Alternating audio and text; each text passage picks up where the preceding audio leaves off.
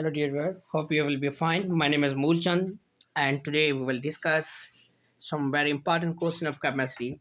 So let's get started without wasting our time. So today our question number one is absolute zero is equal to absolute zero temperature जो होता है वो होता है -273.16 degree centigrade. इस temperature पे हमारी जो गैस है वो स्टार्ट हो जाती है कन्वर्ट होना लिक्विड। ये ऐसा टेम्परेचर है जिस पे हमारी जो गैस है वो लिक्विड में कन्वर्ट हो जाती है।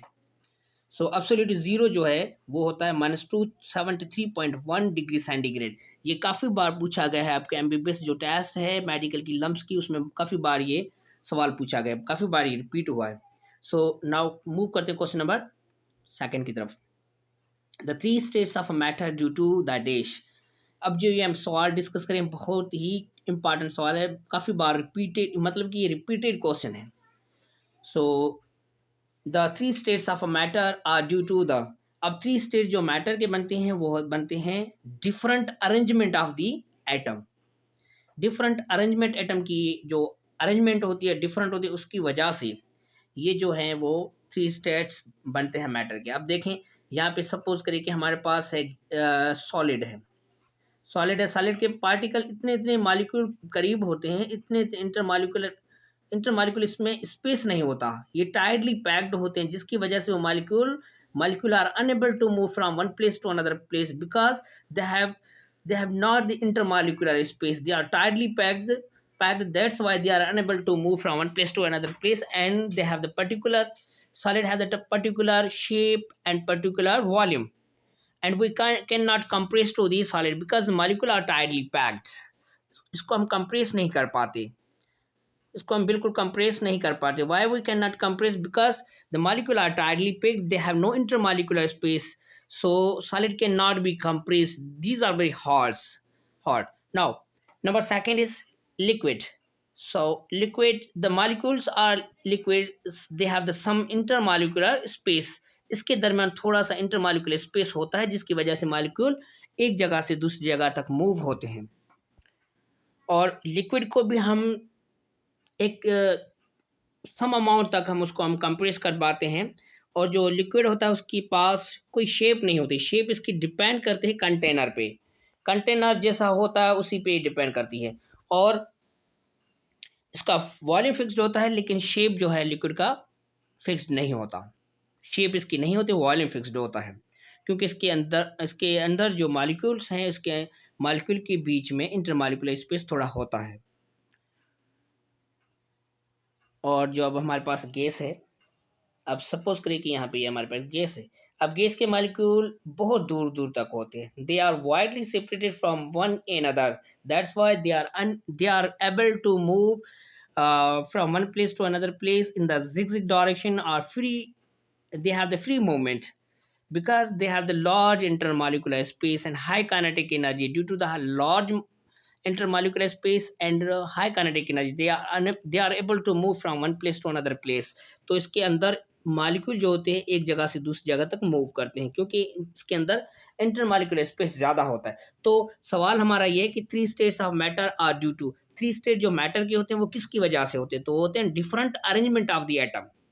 सो ऑप्शन जो हमारे पास करेक्ट है वो सी इज करेक्ट वन। मूव करते क्वेश्चन नंबर 4 की तरफ। The pressure of a gas is increased when, अब प्रेशर जो है गैस का इंक्रीज होता है कब, the volume is increase, more molecule are added, the temperature is decrease, molecules are arrange, यहाँ पे अरेंज था लेकिन थोड़ा स्पेलिंग का मसला हुआ है। तो molecule more molecule are added, हमारे पास जो सही इसका जो जवाब है वो मोर मॉलिक्यूल आर एडेड।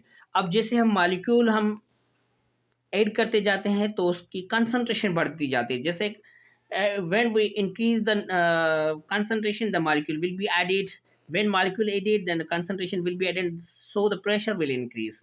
तो मॉलिक्यूल जो हमारे जैसे हम ऐड करते जाते हैं तो प्रेशर जो है वो किसी भी गैस का वो इंक्रीज। देखिए अब यहाँ पे सपोज करें कि हमारे पास एक सिलेंडर है, उसमें हमारे पास एक गैस पड़ी हुई हाइड्रोजन के, सपोज करें कि हम इसमें भरते हैं हाइड्रोजन गैस भरते हैं, सपोज करें हाइड्रोजन गैस का एक मालिक्यूल, एक दूसरा मालिक्यूल, तीसरा मालिक्यूल, जैसे हम बढ़ते जाते हैं तो ये जो है इसमें जो है प्रेशर इंक्रीज होता जाता है। तो जैसे मालिक्यूल ऐड करते जाते हैं तो प्रेशर जो है वो गैस का इंक्रीज होता जाता है। So option is correct, correct is B. Now move करते हैं क्वेश्चन नंबर 4 की तरफ। An ideal gas is defined as gas which obeys. An ideal gas is a gas which has no attractive or repulsive force. तो ideal gas एक ऐसी gas है जिसमें attractive और रिपल्सिव फोर्स नहीं होती और वो ओबे करती है गैस लॉ को। सो ऑप्शन जो हमारे पास करेक्ट है वो सी इज करेक्ट वन। मूव करते क्वेश्चन नंबर 5 की तरफ। Capillary action of a liquid is due to. अब जो कैपिलरी जो एक्शन होता है वो सरफेस टेंशन की वजह से होता है। सरफेस टेंशन की वजह से मॉलिक्यूल जो है वो बिल्कुल कंडेंस रहते हैं, एक दूसरे से टूटते नहीं हैं। सपोज करें कि अब मॉलिक्यूल यहाँ पे हमारे पास नल है कोई, यहाँ से पानी अगर गिरा तो ये एक ड्रॉप्स की सूरत में गिरता है। ये कैपिलरी एक्शन होता है मॉलिक्यूल के दरमियान, इंटरमॉलिक्यूलर जो फोर्स ऑफ अट्रैक्शन होती है।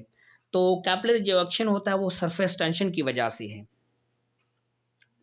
मूव करते क्वेश्चन नंबर 7 की तरफ। Gases expand on. अब गैस जो एक्सपेंड होते हैं, अपनी साइज बढ़ाते हैं, इंक्रीज करते हैं, तो वो हीट करने से मॉलिक्यूल जो वो होते हैं वो रैपिडली मूव करते हैं, आपस में टकराते हैं, एक दूसरे से भागते हैं। काइनेटिक एनर्जी इसकी इंक्रीज हो जाती है। On heating kinetic energy increase हो जाती है। तो मॉलिक्यूल जो है काइनेटिक एनर्जी इंक्रीज होने से मॉलिक्यूल जो है वो रैपिडली मूव करते हैं। तो गैस जो एक्सपेंड होती है हीटिंग पे और कंडेंस गैस जो है वो कॉन्ट्रैक्ट होती है कूलिंग पे। तो गैस जो एक्सपेंड होती है वो होती है हीटिंग पे। So option is D correct one. Now move कर क्वेश्चन नंबर 8 की तरफ। The instrument used to measure the atmospheric pressure. An instrument which is used to determine the atmosphere pressure is known as the barometer. Barometer can be used to determine the atmospheric pressure. तो ऐसा instrument जो atmosphere हमारा जो है उसकी pressure को हम determine करें, उसको मालूम करें, उसको कैलकुलेट करें, तो उसको हम कहते हैं बैरोमीटर। अब ये जो लैक्टोमीटर है उससे हम करते हैं डेंसिटी मालूम करते हैं मिल्क की, लैक्टोमीटर मिल्क। और स्पेक्ट्रोमीटर वेवलेंथ जो डिफरेंट हमारे पास जो स्पेक्ट्रम होते हैं उसकी हम डिटरमाइन करते हैं वेवलेंथ। और वोल्ट मीटर जो हमारे पास वो है पोटेंशियल डिफरेंस। पोटेंशियल डिफरेंस से मालूम करते हैं पोटेंशियल डिफरेंस से मतलब कि वोल्टेज हम मालूम करते हैं। तो वोल्ट मीटर यूज होता है पोटेंशियल डिफरेंस के लिए। तो हमारे पास जो ऑप्शन करेक्ट है वो है B, barometer. Barometer is used to determine the atmospheric pressure of the atmosphere pressure. Barometer is used to determine the atmosphere pressure. Now we have to move toward the question number 9. Water has maximum density at when the temperature of water become at 4 degrees centigrade, then it will be the maximum density of a water. तो जैसे temperature जो है water का 4 degree centigrade होता है तो वहाँ पे जो हमारी मैक्सिमम डेंसिटी होती है लिक्विड की, वाटर की। तो वाटर की जो मैक्सिमम डेंसिटी होती है वो होती है 4 डिग्री सेंटीग्रेड पे। तो ऑप्शन जो हमारे पास करेक्ट है वो बी। मूव करते हैं क्वेश्चन नंबर 10 की तरफ। It is cooling process. कौन सा जो है इसमें कूलिंग प्रोसेस? विस्कोसिटी है, सरफेस टेंशन है, एवापोरेशन है, वेपर प्रेशर। तो हमारे पास जो कूलिंग प्रोसेस है वो एवापोरेशन को हम कहते हैं। एवापोरेशन जो है वो अब क्या करते हैं कि लिक्विड हमारा, ये सपोज करिए कि एक हमारे पास कंटेनर है, अब इसको हम हीटअप करते हैं। यहाँ से हमने हीटअप किया, हीटअप करने से इसमें जो लिक्विड है मॉलिक्यूल वो वेपर की सूरत में कन्वर्ट हो जाते हैं, एवापोरेशन इसमें हो जाती है। जैसे वो एनर्जी गेन करते हैं तो वो एवापोरेशन में कन्वर्ट हो जाती है। हाई एनर्जी वाले मॉलिक्यूल ऊपर वेपर में चले जाते हैं, एवापोरेशन होती है। तो यहाँ पे हमने कभी कभी क्या करते हैं कि हम कोई सब्जी पका रहे होते हैं या कुछ ऐसी कुछ खाना पका रहे, तो उस पर हम ऊपर ढकना रख देते हैं, तो उस पर ये ड्रॉप्स पानी के लग जाते हैं। यहाँ पे पानी के ड्रॉप्स आ जाते हैं। तो वो कहाँ से आते हैं? वो यहाँ से जो गैस बनकर मॉलिक्यूल हमारे गए वो फिर वापस बन गए किस में? लिक्विड में। तो गैस के मॉलिक्यूल यहाँ पे टेम्परेचर हमने ज़्यादा दिया तो फिर यहाँ पे एवापोरेशन हुई इसकी, और मॉलिक्यूल जो है फिर कन्वर्ट हुई लिक्विड में। तो जो एवापोरेशन है उसको हम कहते हैं कूलिंग प्रोसेस। मूव करते क्वेश्चन नंबर 11 की तरफ। नॉर्मल बॉडी टेम्परेचर इज, इंसान की जो बॉडी टेम्परेचर है वो डिग्री सेंटीग्रेड में हमारे पास 37 है, और फ़ारेनहाइट में हमारे पास 98.6 फ़ारेनहाइट है, और ये हमारे पास केल्विन है। केल्विन में 310 है।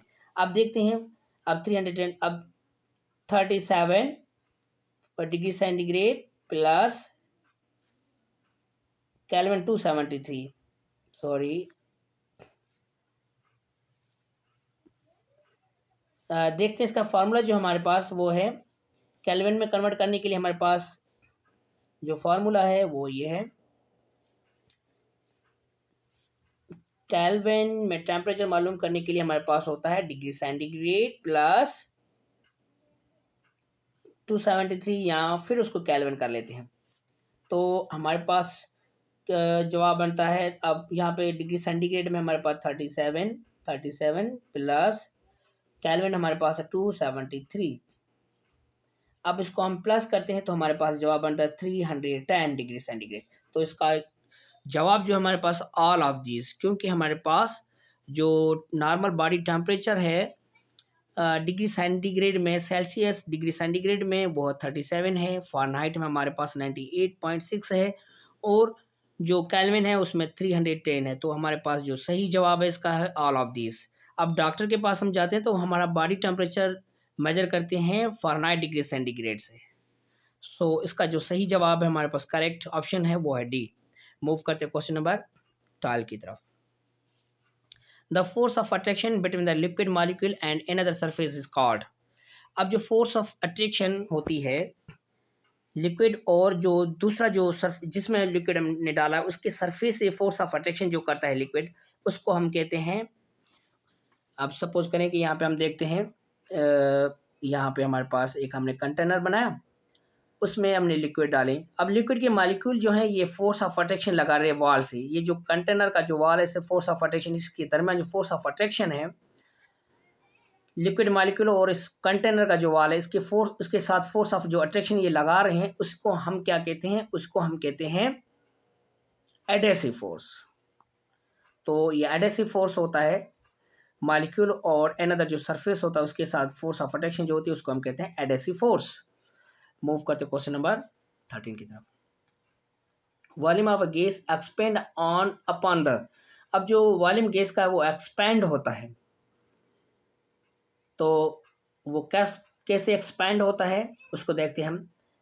Volume of a gas depends upon, sorry, volume of gas depends upon, gas का जो वॉल्यूम है वो डिपेंड करता है साइज ऑफ द कंटेनर। जितनी बड़ी साइज होगी उतनी वो उसकी जो है उसका वॉल्यूम बनेगा।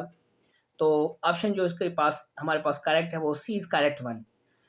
The volume of a gas depends upon, volume जो गैस का होता है वो डिपेंड करता है साइज ऑफ द कंटेनर, कितनी बड़ी साइज है कंटेनर की, पे छोटी है बड़ी है कितनी है उस पर डिपेंड करता है वॉल्यूम। नाउ मूव करते हैं क्वेश्चन नंबर 14 की तरफ। Which atomic orbital is always involved in the sigma bond? अब नीचे जो दिए गए orbital, S orbital, P orbital, D orbital या एफ ऑर्बिटल, हमने नन ऑफ दीज लिखा है, उसमें से कौन सा ऑर्बिटल जो सिग्मा बॉन्डिंग में पार्टिसिपेट होते हैं? तो जो एस ऑर्बिटल वो पार्टिसिपेट होते हैं सिग्मा बॉन्डिंग में, सिग्मा बॉन्डिंग करवाते हैं, और जो पी ऑर्बिटल पाई पाई बॉन्डिंग करवाते हैं। तो सिग्मा जो बॉन्डिंग होती है वो इसमें होती है एस ऑर्बिटल में। मूव करते हैं क्वेश्चन नंबर 15 की तरफ।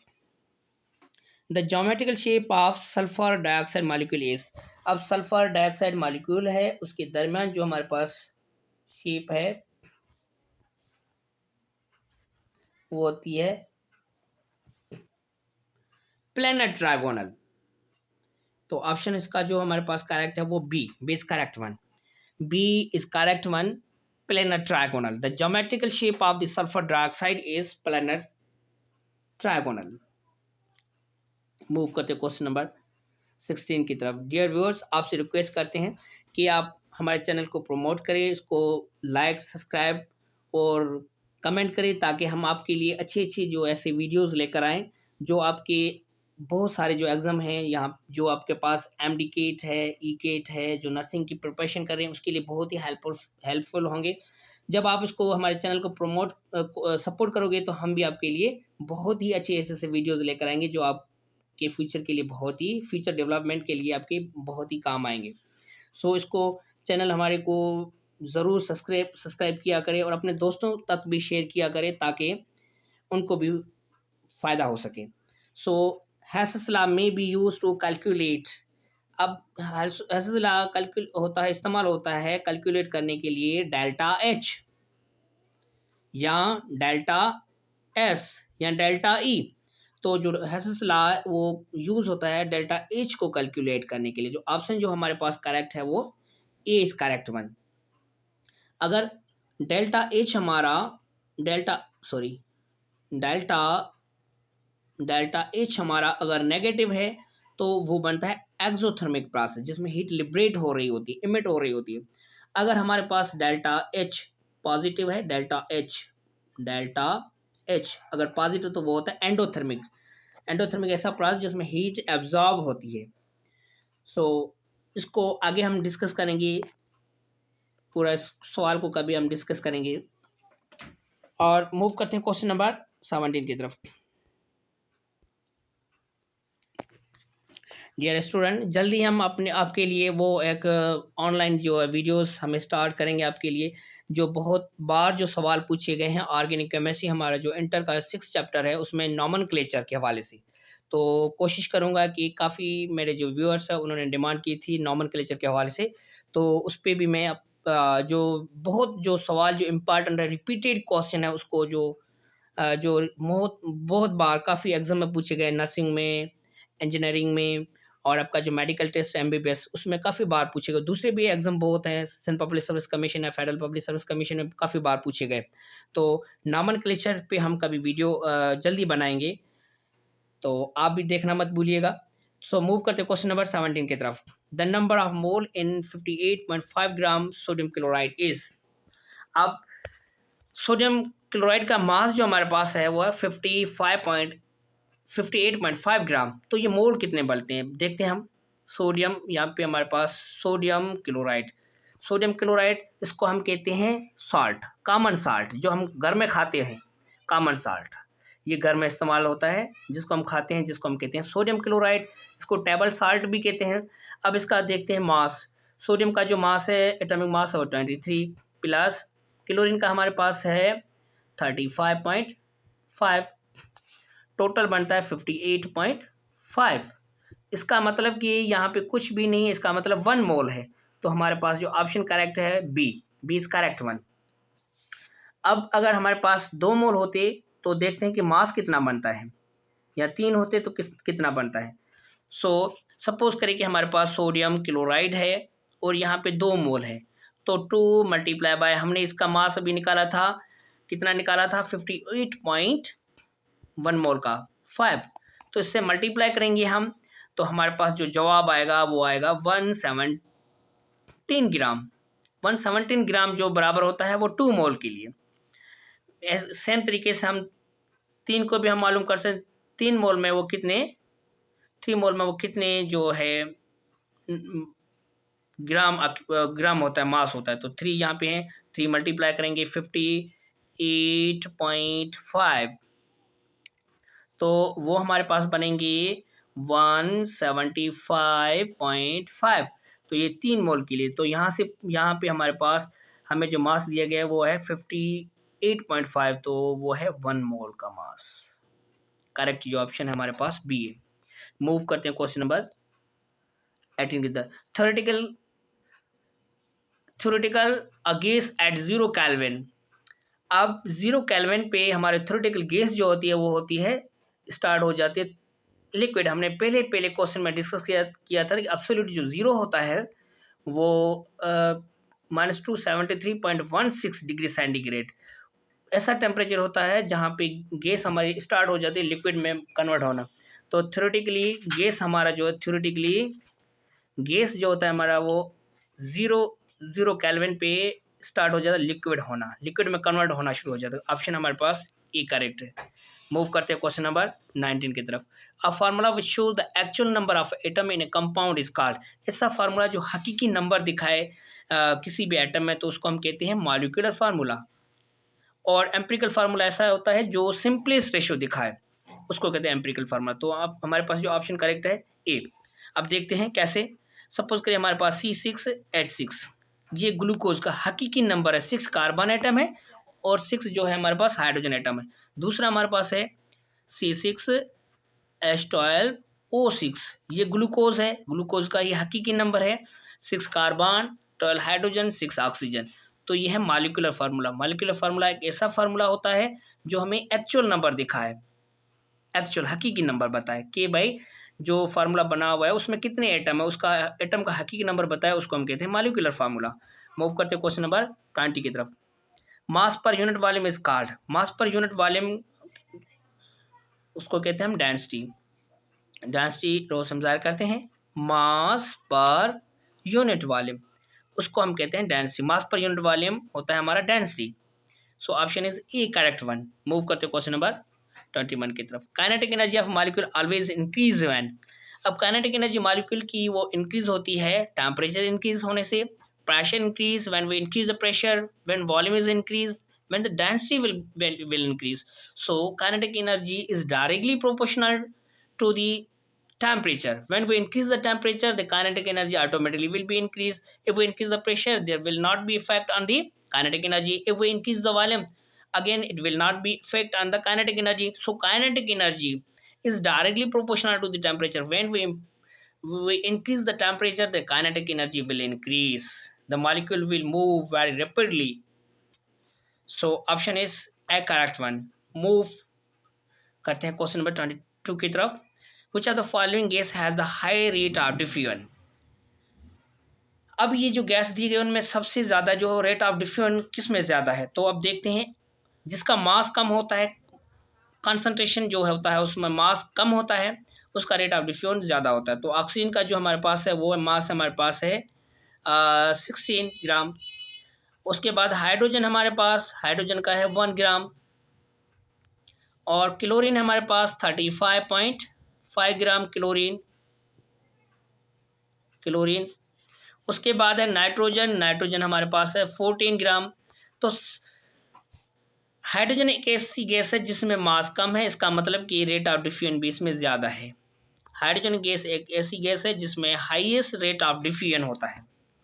मूव करते क्वेश्चन नंबर 23 की तरफ। M shell of atom contain dash number of electron. M shell में कितने इलेक्ट्रॉन पाए जाते हैं, अब देखते हैं कितने होते हैं। तो हमारे पास फार्मूला है 2n²। अब सपोज करें कि ये हमारे पास एटम है, ये हमारा न्यूक्लियस है और यहाँ पे शेल, ये के शेल, के नंबर 1, उसके बाद के बाद L number shell 2, L number shell 2। उसके बाद हमारे पास है एल के बाद आता है एम में देखते हैं कितना है, एम नंबर 3। तो फार्मूला हमारे पास 2n²। अब देखते 2 फार्मूला के, N means number of shell. अब मालूम किसका कर रहे हैं हम, एम का मालूम कर रहे हैं, एम का हमसे पूछा गया है। तो एम का हम डिटरमाइन करते हैं कि कितने नंबर ऑफ शेल इलेक्ट्रॉन में होते हैं, कितने नंबर ऑफ शेल कितने number of electron M shell में पाए जाते हैं। How much number of electron contain by the M shell. So number 2 is the value of formula, and we will put the here the number of shell. Now m हमारे पास जो third number shell है, तो यहाँ पे हम 3 value डालेंगे। 3 यहाँ पे स्क्वायर है फार्मूला के, तो स्क्वायर रखेंगे। 2 फार्मूला के सेम। अब स्क्वायर का मतलब 3 मल्टीप्लाई बाय 3। अब ये यहाँ पे बनते हैं 9 और ये 2 सेम के सेम, 2 9 ज़ा 18। तो इसका जो ऑप्शन हमारे पास करेक्ट है वो है, ऑप्शन जो हमारे पास करेक्ट है वो है बी, 18 इलेक्ट्रॉन होते हैं। सेम तरीके से हम मालूम कर सकते हैं कि एन में भी कितने होते हैं, तो वो भी सेम फार्मूला लगाएंगे। 2n² हमारे पास फार्मूला है 2n²। अब देखते हैं 2 फार्मूला के एन का वैल्यू हमारे पास, एन नंबर ऑफ शेल हम बढ़ा देते हैं यहाँ पे। N means number of 4, number of shell कौन सा है, 4 है हमारे पास, 4th। अब 4 यहाँ पे नंबर ऑफ शेल, और n का वैल्यू जो 4 है और यहाँ पे स्क्वायर 2 फार्मूला के यहाँ पे 4 मल्टीप्लाई बाय 4 तो ये होगा 16, 16 multiply by 2 is equal to 32। So option 32। अब देखते हैं कि हमसे पूछा गया एम शेल, एम शेल में कितने इलेक्ट्रॉन होते हैं, तो एम शेल में होते हैं 18 इलेक्ट्रॉन। हमने उसको डिटरमाइन किया है कि भाई एम जो शेल होता है उसमें हमारे पास इलेक्ट्रॉन जो होते हैं वो होते हैं 18। Option is B is correct one. Now move करते क्वेश्चन नंबर 24 की तरफ। Calcium carbonate exist in more than one crystalline form, this property is called. अब कोई भी ऐसा कंपाउंड जिसके पास एक से ज्यादा क्रिस्टल फॉर्म हो तो उसको हम क्या कहते हैं, उसको हम कहते हैं पॉलीमॉर्फिज्म। पॉली मीन्स मैनी, तो एक से ज्यादा हो जिसमें अपने क्रिस्टलाइन फॉर्म हो, poly means many, morphism means shape form. एक ऐसा कंपाउंड जिसके पास एक से ज्यादा जो है वो फॉर्म हो तो उसको हम कहते हैं polymorphism. So option is B is correct one. Now move करते क्वेश्चन नंबर 25 की तरफ। The orbital has dumbbell shape is called. कैसा ऑर्बिटल होता है, कौन सा ऑर्बिटल है जिसको हम, उसकी जो शेप होती है डम्बेल होती है, तो वो होती है पी ऑर्बिटल। पी ऑर्बिटल जो होता है हमारा बिल्कुल ऐसी शेप होती है डम्बेल, और एस ऑर्बिटल स्फेरिकल होता है। तो ऑप्शन जो हमारे पास है वो पी ऑर्बिटल करेक्ट है, सी। मूव करते क्वेश्चन नंबर 26 की तरफ। ऐसा यूनिट ऑफ टेम्परेचर इज, ऐसा टेम्परेचर जो ऐसा यूनिट टेम्परेचर का वो है हमारे पास केल्विन, क्योंकि केल्विन एक साइंटिस्ट था जिसने काम किया था टेम्परेचर पे। तो केल्विन जो है वो ऐसा सिस्टम ऑफ इंटरनेशनल में ये यूनिट है केल्विन टेम्परेचर का। मूव करते हैं क्वेश्चन नंबर 27 की तरफ। द 3p ऑर्बिटल और सिचुएटेड इट। अब जो px py एंड pz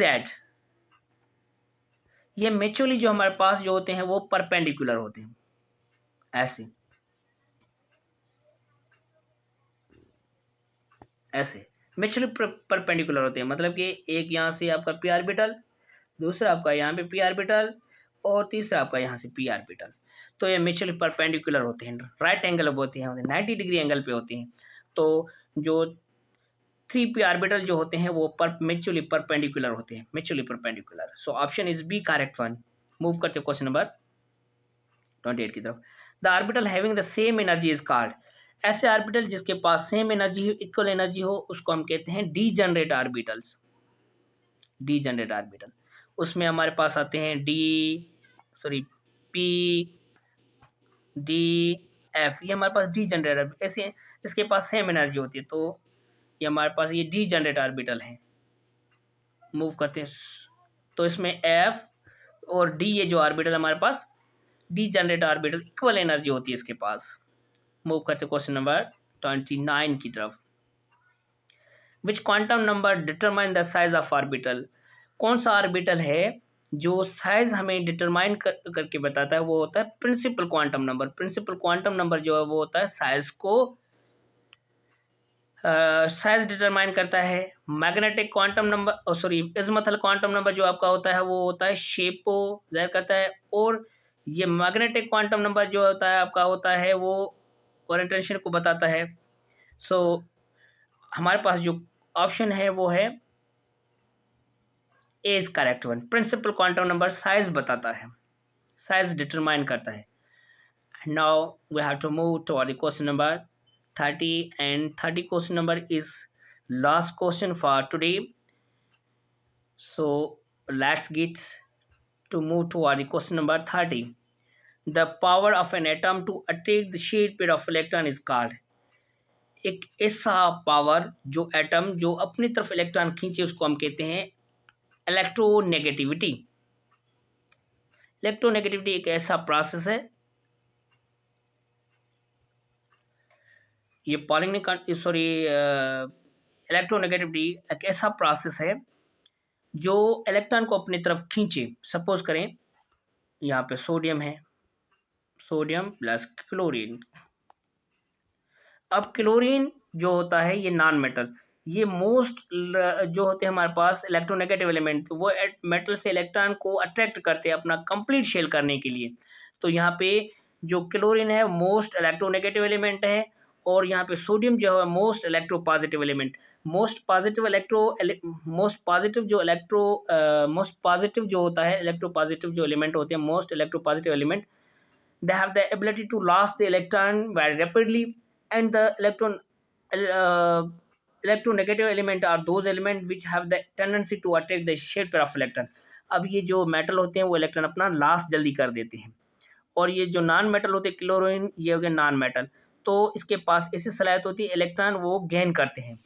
तो मेटल हमारे होते हैं वो होते हैं डोनर, और ये होते हैं एक्सेप्टर। तो इलेक्ट्रोनेगेटिव एक ऐसा प्रोसेस जिसमें एटम के पास सलाहियत हो अपने तरफ इलेक्ट्रॉन जो है वो अट्रैक्ट करे और अपना शेल कंप्लीट करे, तो उसको हम कहते हैं electronegativity. So option is C is correct. So thank you dear friend, hope कि आपको ये काफ़ी सवाल आज जो हमने डिस्कस किए हैं वो आपको समझ में आए होंगे, और मज़ीद इससे अच्छे हम बार बार ये कोशिश करेंगे कि आपके लिए अच्छे से अच्छे जो बहुत ही रिपीटेड क्वेश्चन है वो लेकर आएँ। सो आज के लिए इतना ही, थैंक यू। और चैनल को सब्सक्राइब ज़रूर किया करें ताकि जो भी हम वीडियो हमारे हम अपलोड हुए करें हम, तो आप तक पहले, सबसे पहले आप तक नोटिफिकेशन मिले, जिससे आप सबसे ज़्यादा जो है मैक्सिमम आप फ़ायदा उठा सकें। सो थैंक यू, अल्लाह हाफिज़।